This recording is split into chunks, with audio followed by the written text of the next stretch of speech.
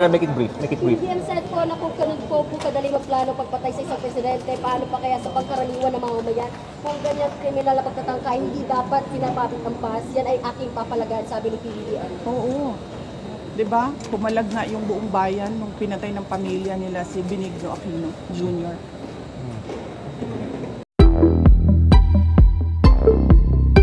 Kakabahala ang mga pahayag na narinig natin itong mga nakarang araw. Nandyan ang walang pakundangang pagmumura at ang pagbabanta ng planong ipapatay ang ilan sa atin. Kung ganun na lang kadali ang pagplano sa pagpatay ng isang presidente, paano pa kaya ang mga pangkaraniwan na mamamayan? Yang ganyang kriminal na pagtatangka ay hindi dapat pinapalampas. And yan, kaya may batas na bawal pag-usapan ng confidential funds. Ulit na namin sinasabi sa House of Representatives. Ma'am, pero tama po ba yung testimony kanina na receive the testimony? We will wait for Colonel Galaz. Next question, please. Ma'am? Last two. Maria, make it brief, make it brief. PBM said po na kung ganun po kadali magplano pagpatay sa isang presidente, paano pa kaya sa pagkaraniwan ng mamamayan? Kung ganyan kriminal na pagtatangka, hindi dapat pinapapit ang pas, yan ay aking papalagan, sabi ni PBM. Oo. Diba? Pumalag nga yung buong bayan nung pinatay ng pamilya nila si Benigno Aquino Jr. Next question. Next question. Ma'am, Marcel. na-verbalize nyo na po ba sa administration yung tungkol sa threat sa inyong buhay? Nabanggit niyo po kasi yun. Yes. Yes, ma'am. Ay, hindi. Hindi pa, ma'am. Nag-complain ako noon, if you can remember, in the media, and then they dismissed it. Everything is well documented with documents and videos. And nagsabi ang NSC na national security concern ang threat sa president, pero apparently they really do not consider the threat to the vice president as anything of a concern. So, what kind of country is this? Hindi ba kaparte ng gobyerno ang vice president? Hindi ba ako binoto ng mga tao? Hindi ba ako ang vice president ng buong Pilipinas, ng lahat ng mga Pilipino? Are you taking legal action mo, ma'am, dun sa threat sa inyo? Ma'am, I do not expect fairness from this government. Really, truly. That is the reason why I'm pussyfooting with court cases. We do not expect fairness.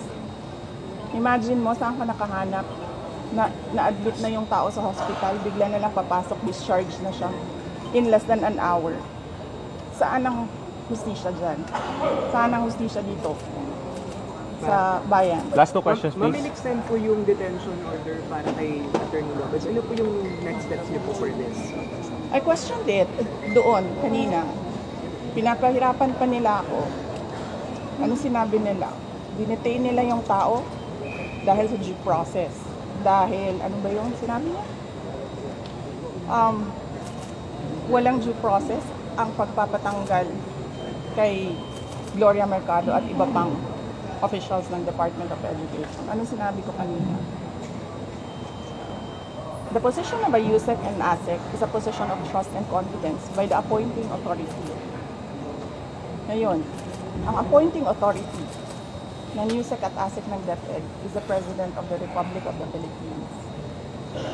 Dapat tinatanong ng House of Representatives bakit tinanggap ni Pangulong Marcos ang resignation ng mga USEC at ASEC na yon sa Department of Education. Last question. Bakit nila pinipinalize si Yusek Lopez? Hindi ba dapat ang pinipinalize nila ang appointing authority? Last Isa pa, two. sir. Sandali. Ano ba yung sinabi nila? Evasive. And now, you clearly see, she doesn't know anything. Mas DepEd pa pala tayo. Pero pagdating natin sa ulo, makikita ninyo, she doesn't know anything about confidential funds. So, saan doon ang evasive answers? Last question. Penalize nila si Yusek Lopez for writing a letter to the Commission on Audit on the position of the Office of the Vice President regarding the release documents regarding confidential funds. Bakit may penalize ang tao pumirma para sa isang opisina, posisyon ng opisina? Saan ang justisya dito? And ano sinabi nila kanina? Diba? Apparently, hindi nila alam ang batas. Ano sabi nila? Questionin mo na lang sa korte. Saan kami pupunta? Sa mga ginagawa sa amin. Mismong komite, alam na nilang mali yung ginagawa nila. Sasabihin lang sa amin, pumunta ka sa korte. Napakadali na sabihin nila, okay, we will set aside the detention order. Pero hindi. Mali na nga yung una mong detention. Mali pa yung sumunod mo na order. And then sasabihin mo sa tao na nakakulong, hindi makalabas. Lahat, kahit ako, hindi ako makalabas basta-basta. Dalhin mo yan sa korte. Tama ba yun? Kayong mga taong bayan, tanungin ko kayo, tama ba na hindi alam ng ating House of Representatives kung ano ang mga batas?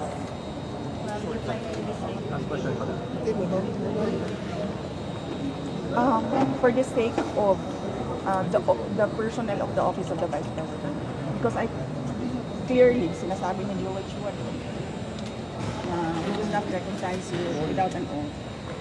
And then, I'm continuing to question the constitutionality of their rules. Pero I cannot help the personnel of the Office of the Vice President if I have no personality to speak in that meeting. So I had to take that oath. Pero,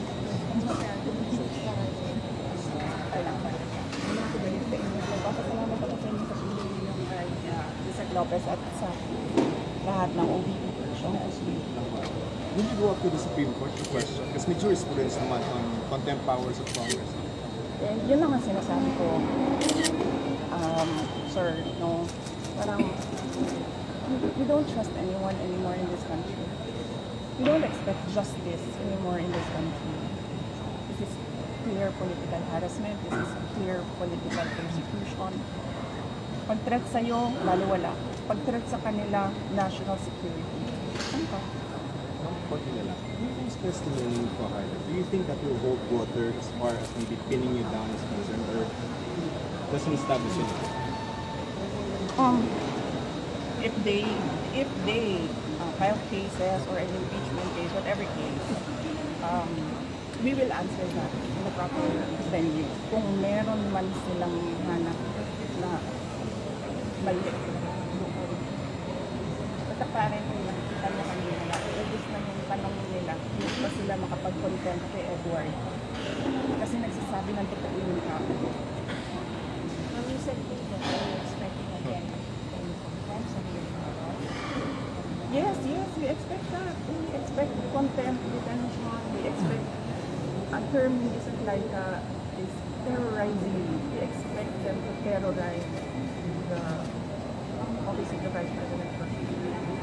Ma'am, yung message ng President Bongbong Marcos na he said na papalagay daw po yung hindi niya palalapas. Yes, sinabi ko na kanina, papalagan ko din yung ginagawa nila sa akin. We don't know the contempt Yes, yes, but yes. Kaya ako kayo binigyan ng interview para huwag yung makinig sila. Thank you. Thank you.